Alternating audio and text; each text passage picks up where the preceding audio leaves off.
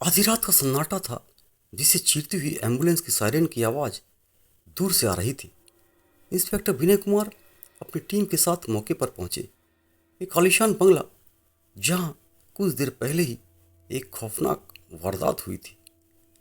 अंदर सोफे पर खून से लथपथ पड़ी थी शालिनी, एक जानी मानी समाज सेविका और उद्योगपति राजेश मेहरा की पत्नी। राजेश मेहरा खुद एक कोने में सहमा हुआ बैठा था। उसकी आंखों में आंसू थे जो उसके सदमे को बयां कर रहे थे। क्या हुआ राजेश जी? इंस्पेक्टर विनय ने शांति से पूछा।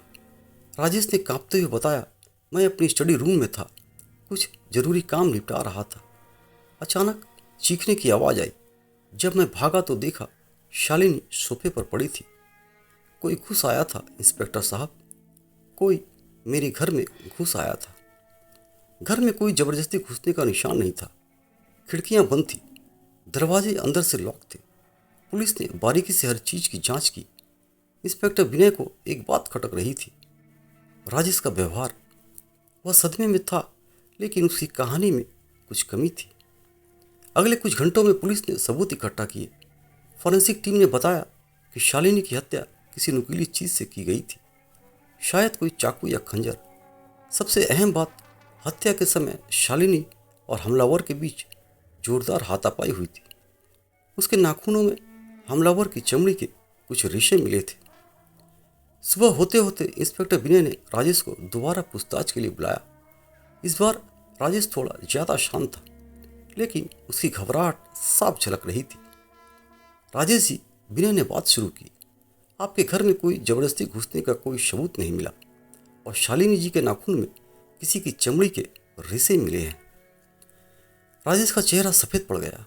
उसने घबरा कर अपनी मुट्ठी भींच ली। विनय की नज़र उसी कलाई पर पड़ी। वहां एक गहरा ताजा खरोच का निशान था। ये खरोच कैसे लगी राजेश जी? विनय ने सीधे सवाल किया। राजेश ने हकलाते हुए कहा, वो काम करते हुए लग गई थी कल रात।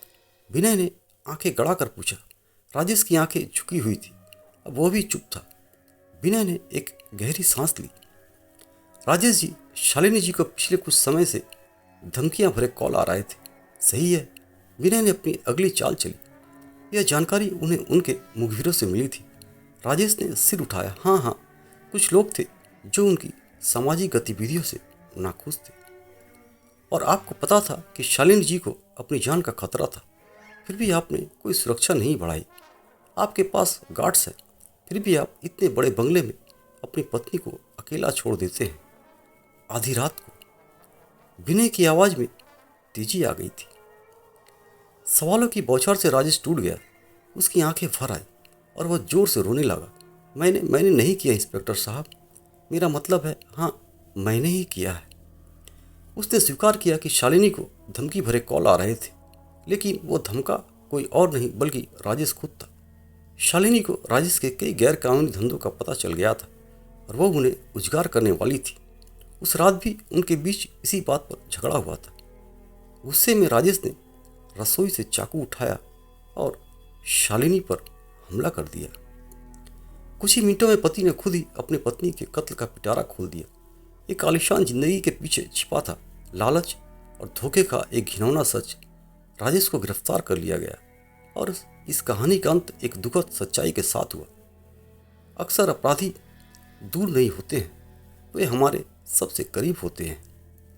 यह कहानी एक ऐसे दरिंदे पति की थी जिसने अपनी मासूम पत्नी को मौत के घाट उतार दिया।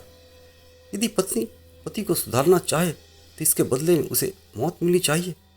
इस कहानी से हमें यह सीख मिलती है, यदि कुछ भी गैर कानूनी दिखे तो हमेशा कानून की मदद लें।